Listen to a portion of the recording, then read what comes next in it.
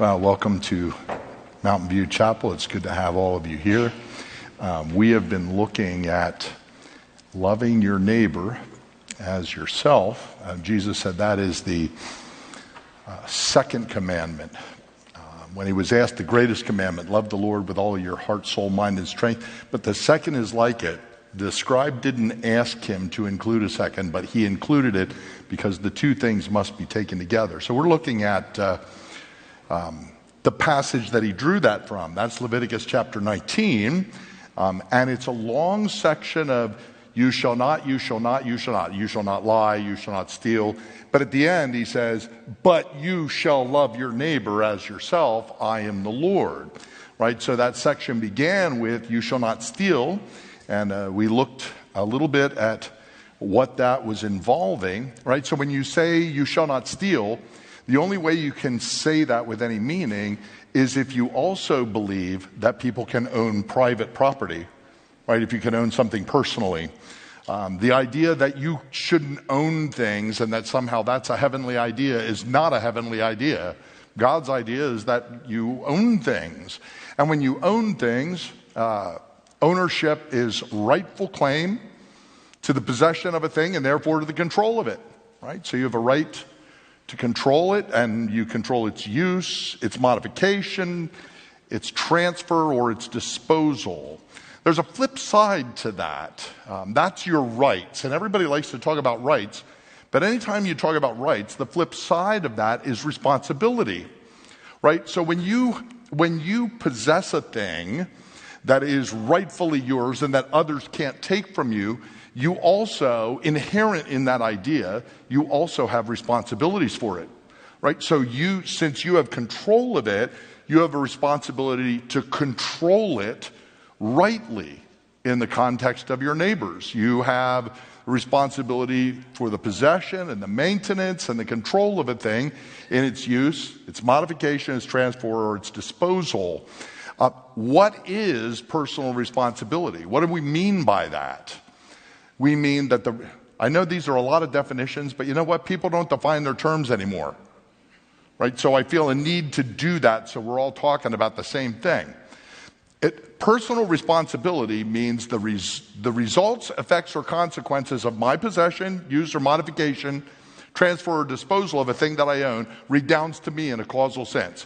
Let me make that a real simple illustration. I own a baseball. I give my son the baseball to go out and play in the yard. He throws the baseball, and it goes through the neighbor's window. The cause of that redounds to me. I can't say, hey, well, your window should not have gotten away. And it's my son who threw it, but he doesn't make any money. He's a little boy, so it redounds to me. It's my baseball. My responsibility is to fix the neighbor's window. It's not his responsibility. It's my responsibility. It's not my son's responsibility. He's little. It's my responsibility. So it redounds to me. Any consequences, positive or negative, redound to me. If I take money invested and make money, wow, that redounds to me. I have extra money. If I put money in the stock market and lose money, that redounds to me. It's my fault. I lost money. I made a foolish investment. So the things that I have a responsibility for, which means that I am responsible for the causes that are involved with the things that I own. Now, today, let me see what I have next here. Yeah, let's just back this up a little bit. Today, when we talk about taking responsibility or accepting responsibility for things, I don't think that that's what we mean. That's not what people mean. Oftentimes, you will hear a politician say, I take full responsibility.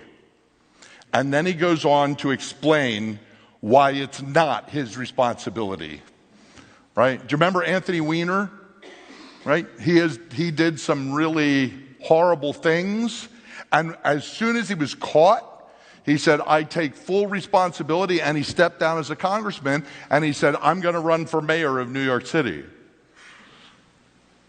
Okay, he didn't accept full responsibility. He didn't realize that what he did disqualified him from holding office probably ever again. Right? Do you remember back in 1993? I won't ask for a raise of hands of who was alive in 1993. Some of us were, some of us weren't. But do you remember in 1993 down in Waco, Texas, there was a group called the Branch Davidians, and our Attorney General, Janet Reno, sent the federal agents down there. They got into a gunfight, and eventually they exploded the compound, and they killed 88 people. Janet Reno said right away, I accept full responsibility for what happened in Waco. And then she was being interviewed by Ted Koppel, and Ted Koppel said, you mentioned that you take full responsibility, and in some places, full responsibility for a mistake like that means that you'll resign. Are you planning to resign, Attorney General Reno? And she said, if the president asks me to. Right? So now she's going to toss it to Bill Clinton and make it his responsibility. When she said she was taking responsibility. Remember, speaking of the Clintons, remember Hillary Clinton after Benghazi? And our ambassador was drugged through the streets. And she said, I take full responsibility. And then she proceeded to do nothing. That's not accepting responsibility.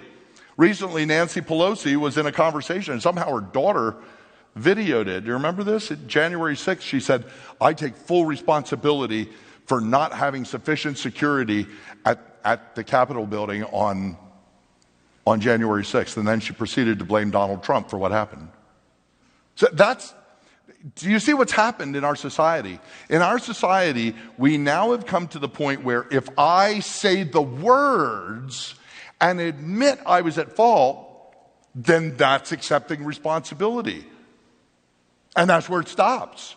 You're not required to do anything further. Wow, that was really manly of you to step up there and own that. Isn't that interesting? We use that phrase, own it. So when you're accepting responsibility, it's part of ownership of a thing, right? You're saying it belongs to me, right? But now for us to say it is enough. That you're not expected to do anything else. You can drift off into oblivion and go on to your next mistake.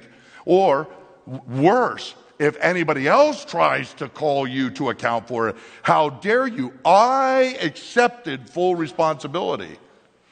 Right? So if you accept full responsibility of a thing, that means that everything that accommodates that, positive and negative, that comes back to you as the cause, and you have to take that and say, I deserve this because it goes with the territory. Personal responsibility is part of ownership. Now, let's go back and look at this. I got thinking about this idea as I was going through these passages.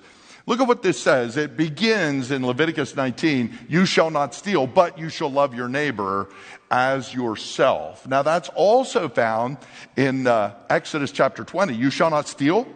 As a way to love your neighbor, that's found as one of the 10 commandments. Remember last time we were together, we talked about how this you shall not steal is related to all the other commandments, right? So if you commit adultery, you've stolen someone else's wife. If you bear false witness, you've stolen someone's reputation or their justice or possibly their life. When you murder someone, you have stolen their life. So stealing is at the root of all of those things. That means that I have a right to my property and you can't take it. You shall not murder means I have a right to my life and you cannot take it. You shall not steal means I have responsibility for the property to which I have a right. When I say you shall not murder, that means I have responsibility for my life to which I have a right. Right? My life is primarily my responsibility. Now, what does that mean? That means that it's my responsibility to see to it that I have a place to live. It's my responsibility to see to it that my teeth get brushed in the morning. It's my responsibility to see that I'm bathed. It's my responsibility, if I have a health issue, to get that dealt with. It's my responsibility to get breakfast and lunch and dinner and all the snacks in between. It's my responsibility, if I gain too much weight from those snacks in between, to exercise and get rid of the weight that I gain, right? All those things are on me. They're not on my neighbor, they're on me. They're my responsibility. Now we find that also in the scriptures. When we go to Ephesians chapter 5, Paul says this. He's talking about husbands loving their wives. Wives, submit to your husbands. Husbands, love your wives. And then he tells the husbands in particular, in the same way, husbands should love their wives as their own bodies. He who loves his wife loves himself, because they're one flesh, right? For no one ever hated his own flesh, but he nourishes it and cherishes it, just as Christ does the church, because we are members of his body. So he says that Christ loves the church. That's a way of Christ's love for himself. He gives out his love to the church. And he says that's a picture for you. So when you love yourself, when you're married, okay, this is going to be another sermon coming up, right? So if I'm responsible for myself, but now I get married and I become one flesh, now my responsibility extends to my partner and hers extends to me, right? I have a responsibility to nurture her because I have a responsibility to nurture me, and we are one flesh. If I don't do that, if I don't nurture myself, if I don't care for myself, if I don't meet my own basic needs, whose responsibility is it to meet those needs? It's still mine, isn't it? I'm just not doing it. Now we have a word for people who don't do that, who don't care for their own needs. It's found in the book of Proverbs. Now this is a picture, it's a cartoon. You're supposed to imagine it in your mind. The sluggard buries his hand in the dish and will not even bring it back to his mouth. Recently my wife has started making sprouted oatmeal for me for breakfast. If you've never had sprouted oatmeal, like it leaves Quaker Oats miles behind. And my wife puts blueberries or cranberries in it, and if you see her for more recipes, right? I love this stuff. Now, here's the picture you're supposed to get. Here's my breakfast. I need breakfast. And I'm sitting at the table, and there's the bowl in front of me, and I put the spoon in. And it's like, this is just too much work. Now, see, we laugh at the picture, and we're supposed to laugh at it, but there are people who do this in real life. They don't take responsibility for themselves. He says, get that picture in your head. I like the second one. The sluggard buries his hand in the dish. It wears him out to bring it back to his mouth. I think that's funnier. Can you see that? Like,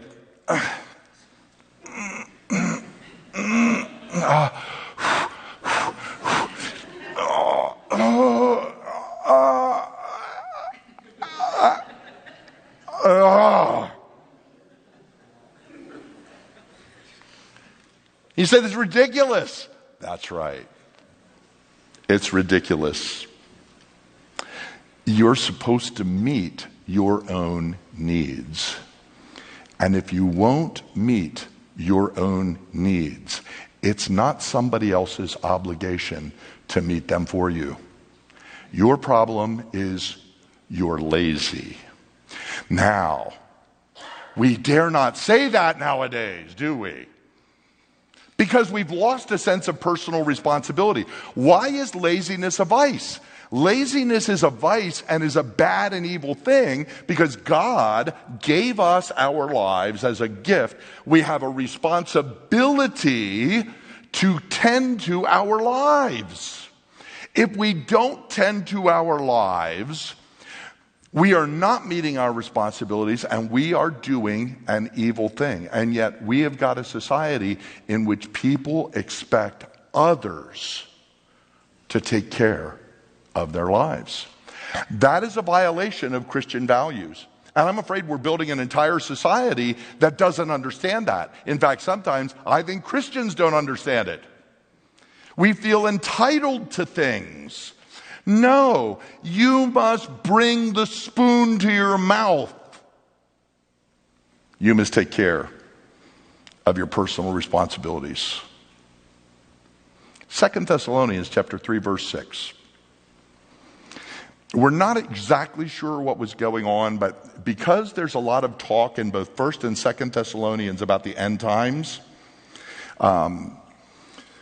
it appears, some scholars think that what Christians were doing here was they said, Jesus is coming back soon, therefore I'm not going to waste time doing a job. I'm just going to sit here and wait for him. Right? And you can bring me my dinner until he comes. Right? A similar thing actually happened in the 1840s. In the 1840s, the group that eventually became the Seventh-day Adventists, they had calculated through the book of Daniel and Revelation when Jesus was coming, and they were pretty sure. I think it was like September 1844 or something like that. And a number of them put on white robes and went out and sat on a hill to wait for Jesus. Right? And, well, Jesus never showed up. I always think it's a bad idea to try to predict that kind of stuff. Just be ready. Right? That's what he tells us. Watch and be ready. You don't have to predict when he's coming. But anyway, these Thessalonian people seem to have been doing that. And Paul is responding to that. He says, now, we command you, brothers, in the name of our Lord Jesus Christ, that you keep away from any brother who is walking in idleness and not in accord with the traditions that you received from us. So there were some brothers who were living the way Paul wanted them to live, and others who weren't. They were in idleness. He's going to talk about that here in the next verse. He says, for yourselves you know how you ought to imitate us, because we were not idle when we were with you, nor did we eat anyone's bread without paying for it, but with toil and labor we worked night and day, that we might not be a burden to any of you. It was not because we don't have that right, but to give you in ourselves an example to imitate. Now you notice what he does. He's going to tie in another one of the 10 commandments as his personal responsibility. The Sabbath command. See, we often think, oh, well, the Sabbath is for the Lord. Yes, but the first part of the commandment says this: 6 days you shall labor. 1 day set aside for the Lord. That's a command. Right? So Paul looks and says, hey, part of our responsibility is laboring 6 days a week.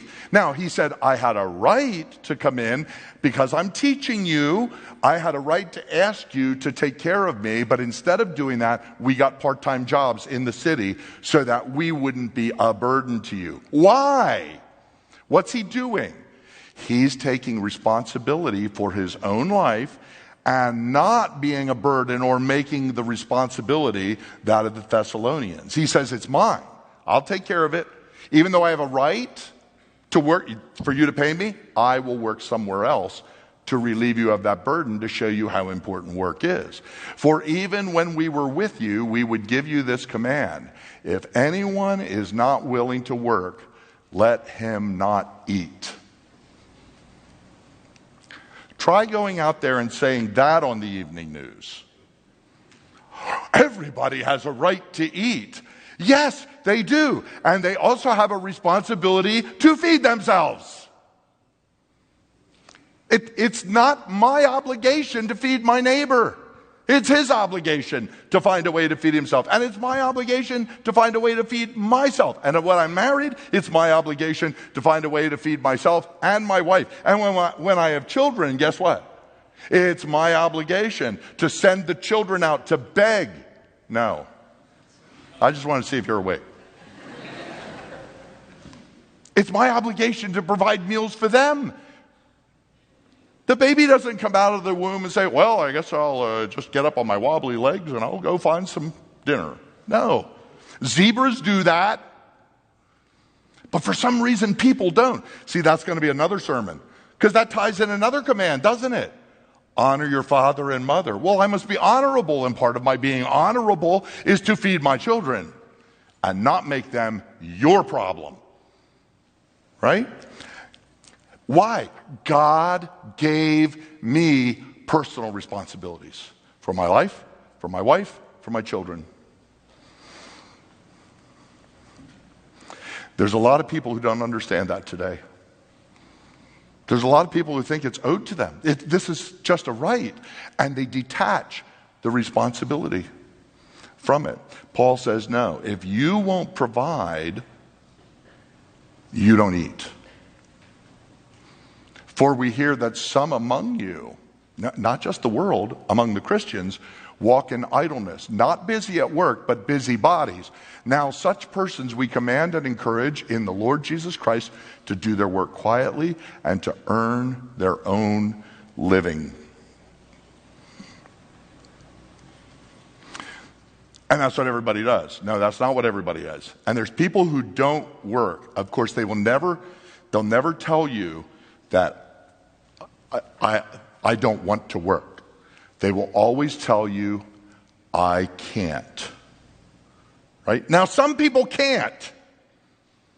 Some people can't. And that changes things. That's a different story. But what we have now are a lot of people who say, you know what? It's really, really hard. It's just too hard. It's harder than I want it to be. And there are easier ways for me to be taken care of. In fact, I can get you to take care of me. By your tax dollars, thank you very much. And I become your responsibility. But I still have liberty to do what I want, right? Right? Isn't that the problem? That's laziness too. Right? If you ever talk to them, they'll give you a million reasons why they can't provide for themselves. And we see that in the book of Proverbs as well. The sluggard says, there's a lion outside. I'm going to be killed in the streets. That's a strange proverb, isn't it? Well, think about this. Is there a lion in the street? No, there's no lion in the street. It's probably the neighbor's cat. But I thought I saw a lion. I'm pretty sure I saw a lion. What if I get mugged? What if I'm in a car accident on the way to work? And what if I get to work and the boss asks me to do something really hard that I don't want to do? And what if it hurts my feelings? And I have like a nervous breakdown and I have to see a psychologist because I just emotionally can't handle this. I can't. It's too hard. You're laughing. You all know people like this, don't you? Do you see what they're saying? I can't handle the personal responsibility of living my life because, and they make excuses. The second verse there, Proverbs 26:16. The sluggard is wiser in his own eyes than 7 men who can answer sensibly. Right? So he makes excuses, and I come up to him and say, wait a minute. Okay, look, there's not really a lion in the streets. It was your neighbor's cat. Well, I don't know. It's a pretty big cat. No, look out the window. Right there it is. It's a nice little tabby cat. It's not going to hurt you. Well, maybe it's not that cat, but I'm pretty sure I saw a lion. They'll always have an excuse. And so I get my friend to come and talk to them. And they answer back to my friend. And the third guy comes. And we all keep giving them rational reasons why, look, none of this stuff matters. You have an obligation to take care of yourself. Go to work. And they will answer back to every single one. And they will stand on their excuses and they will say, I can't. Not I won't, I can't. And then when you try to explain it, you know what they say? You just don't understand. You don't understand. Yeah, here's what I understand. You don't want to work. You don't want to take responsibility for your own life. And it's not just working, right? I've seen this in the counseling room, right? You sit down with somebody, you lay out, and sometimes this takes 2 or 3 sessions where you hear them out and you hear the situation of what is wrong, and then you make your diagnosis and you say, here's the problem, here's what you can do to fix it.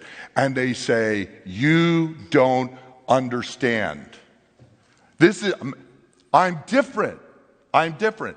No, you're not different. You're like every other human being. You are not unique. There is no temptation overtaken you except that which is common to man.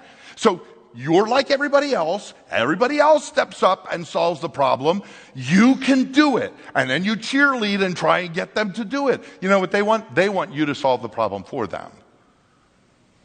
And most of us have to take responsibility for our own life. You know what I've found a lot of people doing? And please don't get me wrong, there are some people who need medication. But there are a lot of people who, because life is too hard, and they think their life is too hard, they don't want to do hard work, they get a drug that makes them feel better. And I've had those people come to me in counseling. And you know what I say? Great! Now you have a drug that makes you feel better, so now you'll be able to tackle the challenge even better. Oh, no, that's too hard. I can't do that. Yeah, it's hard. It's not impossible. See, I look at that, you know what I see? A sluggard. Of course, if I said that out there in public, I can't wait until this gets published. You know, there'll probably be somebody on Yelp giving me 1 star. You're not allowed to say that. That's a lack of compassion. No, it's true compassion. I'm just telling you, here's what God wants of us. He wants us to be responsible for our own lives. The final passage, the way of a sluggard is like a hedge of thorns. Right? I hate deer hunting. My dad tried to get me to do deer hunting. I did it when I was little. I tried it once when I was in my 20s. And I don't know if I ever told you this, Dad, but so many things come out from the pulpit when your parents are in the... I had a Woolrich outfit that I wore, and it's real heavy. And I remember, you go out at 4 a.m. and you sit there in the cold waiting. Your feet are getting cold, and then nothing comes, and you're just watching sparrows.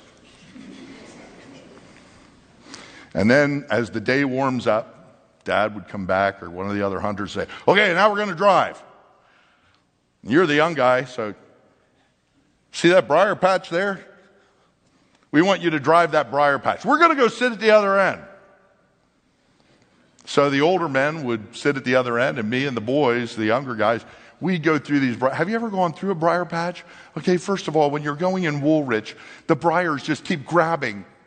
And everywhere you go, and then it grabs your face, and then it pulls your hat off, and it's tearing. It's just like at the end of it, I remember thinking, this is not my idea of a good time.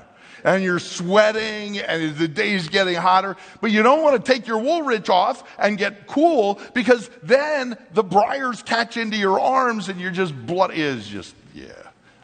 I think I only did that one day, and I was like, I will never, ever do this again. And I took up reading.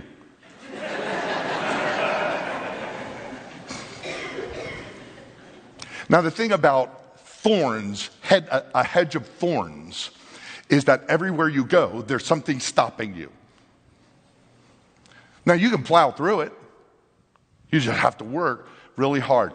The way of the sluggard is a hedge of thorns. Why? Because all he sees is the obstacles. So all he has is excuses, right? Why I can't. He doesn't want to push forward. It's just too hard. Now, I love the second half. Look at the second half of the verse. But the path of the upright is a level highway. Now, Hebrew poetry compares the two halves. So he compares the way of a sluggard with the path of the upright. Now, that to me, that's not right. The opposite of a sluggard is a hard worker or a diligent person. That's what I expect to see. But he says, the way of the sluggard is a hedge of thorns, but the way of the upright, the path of the upright, is a level highway. You know what that tells me? That tells me that the upright is upright and the sluggard is not. There is something crooked and dishonest and deceitful in the sluggard who makes excuses.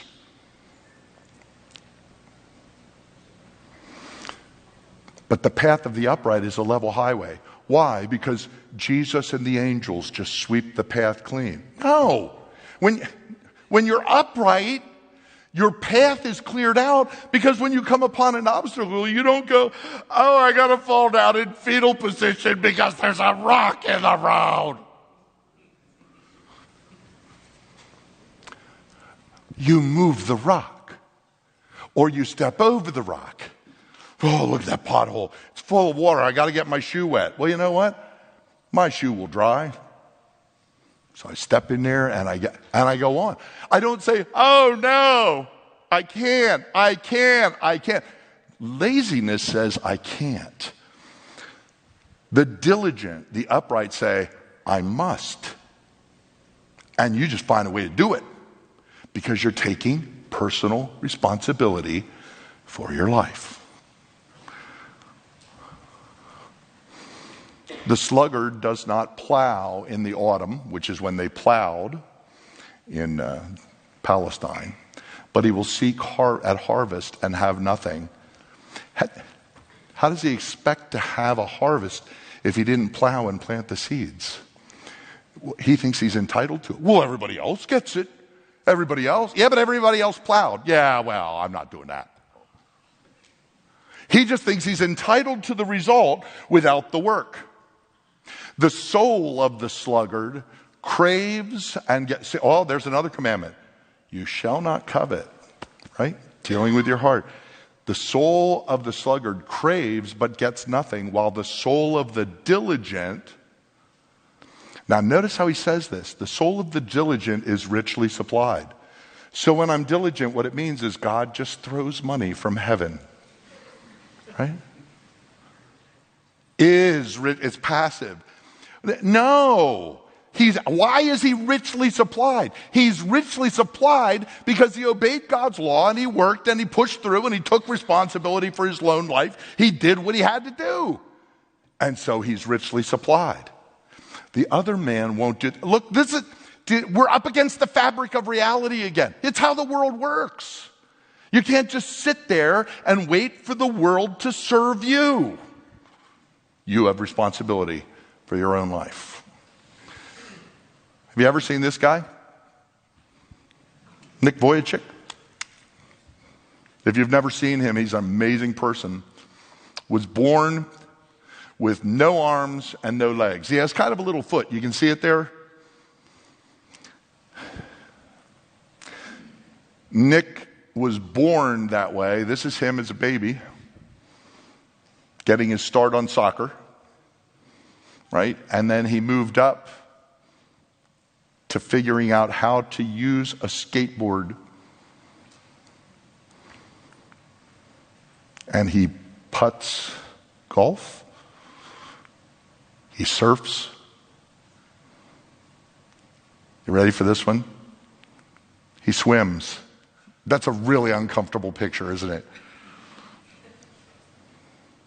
But if you've ever seen a video of him doing it, he just moves his shoulders and his hips. He's married and has 4 kids. And he has preached the gospel all around the world. This is him preaching in Asia. This is him preaching to a huge crowd of people, I believe in South America. People translate for him. You ought to see it. He wheels up onto this little wheelchair, and he just kind of throws himself up on the table, and if he falls over, he'll say, oh, somebody got to help me up. They'll help him up, and but he's actually pretty good at landing it, sticking the landing and speaking, right? He's amazing to watch. His videos are on YouTube, and he's an excellent speaker. If Nick Vujicic can do it, your excuse and my excuse is invalid.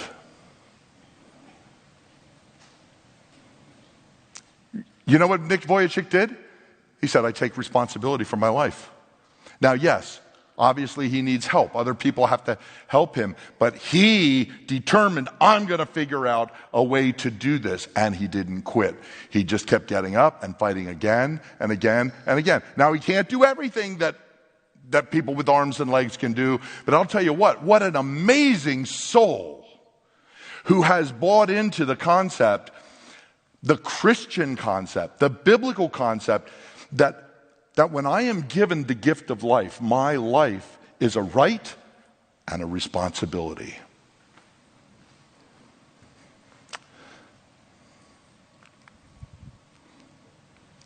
First Thessalonians chapter 4, verse 9. I've been reading the Bible for a long time, studying the Bible for a long time. So I don't often find new stuff. I work on ways to say the old stuff so you can understand it.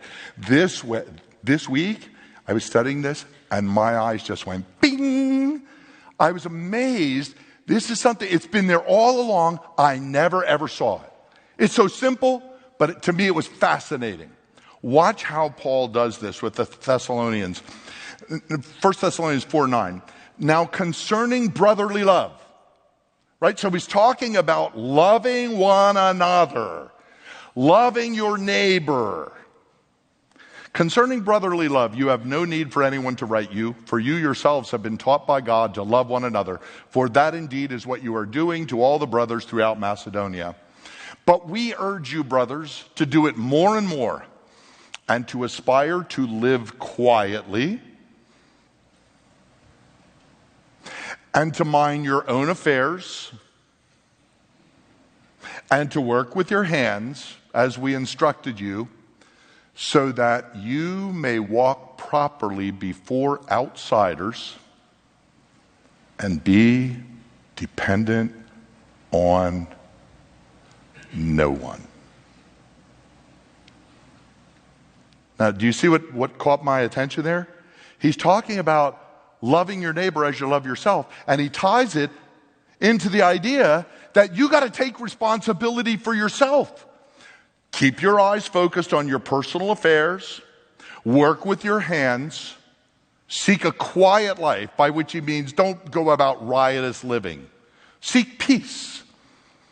Do your work, and don't be dependent on anyone. You know what else I love there? Look at what he says. So that you may walk properly before outsiders. One of the phrases I've always heard evangelical Christians use is, oh, you don't want to be a bad testimony. You don't want to be a bad testimony. Well, you want to know what is a really good testimony? When you are responsible for your own life. If I'm responsible for my own life, and for my own properties, right? If I know where my borderline is and I mow my yard and weed whack and take care of my house and paint it and make sure that the roofing shingles are all okay, and if my neighbor is doing that with his house, my life does not destroy his life, and his life doesn't destroy mine, and each of us cares for ourselves, and we don't become a burden or a concern to each other, and we can enjoy each other's company. Right? I don't have to get involved and go over and look at every little thing and try and tell him what he's doing wrong. No, that's not my business. Mind your own business. And take care of your things. Be responsible for your own life. When you are responsible for your own life, you are loving yourself. Now see, we always read this, oh, you so love your neighbor. You got to love your neighbor. You got to love your neighbor. You always got to be over there in his business and, try and help and try and fix. Love your neighbor. We forget this part. As yourself. As yourself. Start with you. Sometimes we get to be busybodies. The place to start is personal responsibility for our own lives. Because that is a way to love my neighbor. it blesses him. I do not become a responsibility to him. You know, there was recently a very sad story in the news about a young girl. She and 4 of her girlfriends went down to the Dominican Republic in Punta Cana. I think it was for spring break or some kind of break from college. And they were down there, and the resort that they were at, the power went out. So it was out for, I think, 27 hours. So there wasn't a lot to do. So she and her girlfriends, and they're college age. I think she was in her 20s. And they decided to start knocking back tequila shots. Right? And a guy comes along. And they don't know this guy. But he says, hey, I'll drink with you. Okay, like, does that make you suspicious at all? Yes, I look and I think, a guy alone coming with 5 girls who are drinking, and he wants to drink with you.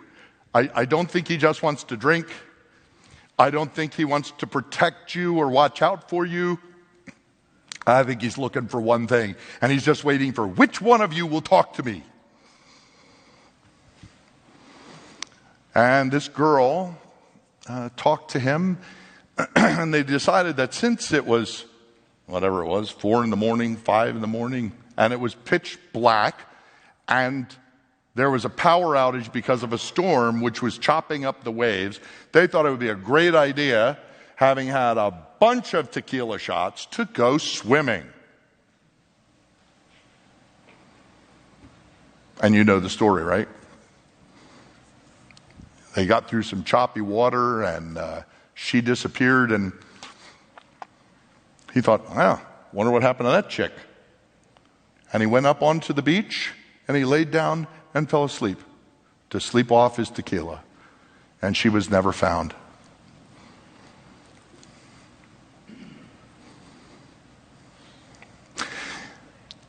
And America grieved at that story in the news, and it is very, very sad. It's very sad. Now, you know what? That girl, as an adult, she had a right to go to the Dominican Republic on spring break. She had a right to go to a resort. She even had a right to drink tequila shots with her friends. She also had a right to go with a guy that she didn't know out into the water where there were red flags and signs that said no swimming. She had a right to do all of that. What she didn't do was take responsibility for her own life. She made foolish decisions. She claimed rights. The ocean doesn't care about your rights, right? Now, what's happened is in our country, we look and say, oh, this is so terrible. Somebody needs to sue that resort. What? It's not the resort's fault. What was the resort supposed to do? Right? But we're already in that mindset as a country. Who's responsible for this? Who sold those girls that liquor? Who? Right? We're always looking for somebody else to blame. And we have gotten to the place where we no longer look at our own lives and say, I am accountable for my own life. You know, they always talk about all the people that are dying of fentanyl poisoning. I'm thinking, wow, fentanyl poisoning. So like, do I have to be afraid to go to the pharmacy when the doctor prescribes drugs to me, you know, that I might get something laced with fentanyl? No. You know which drugs are laced with fentanyl? The ones that are bought privately on the street. Why are you buying drugs on the street? Well, I have a right. Yes, you do. And you also have a responsibility not to engage in risky behavior. And when you engage in risky behavior and the risk overtakes you, that's your responsibility. Oh, it's Mexico's fault. It's China's fault. It's your fault. It's your fault. I made a mistake. It's very sad. It's very sad that anybody would do that, and people do it all the time. But our society has gotten to the place where we've just kind of flowed away from this idea of personal responsibility, that I have an obligation to think about my life and make decisions for my life. And when I don't, when I make bad decisions, and take drugs that ruin my life or go swimming and drown, that becomes a burden on the parents and friends and family that they bear. That's hard. And it's not really for them to bear those things. If only they had borne responsibility for their own life. Now, you understand why I'm teaching this, right? God is building a people where he says, I am your God and you are my people and I will walk among you. That means as his people, we have things that define us. This is one of them. This is one of them. And the world gets slippery, right? And it slips away and basically tries to convince me that other people are responsible for me and that it's their fault. And I have to own my life. It's been given me as a gift. I have a right to possess it, and I have responsibilities for it. Well, let's chew on that. Next week we have communion and the Lord's table, and we'll share in that time and remember who called us and died to save us. Let's pray. Father, thank you so much for your word, for simple truths tucked away. And I just pray that we would be the people who take our lives seriously, take the gift of life seriously, take our responsibilities in order that we might take the first steps of loving our neighbor and not feeling entitled and not becoming a burden to them. Thank you for devising this kind of life and making it and giving us the truth. We pray it in Jesus' name. Amen.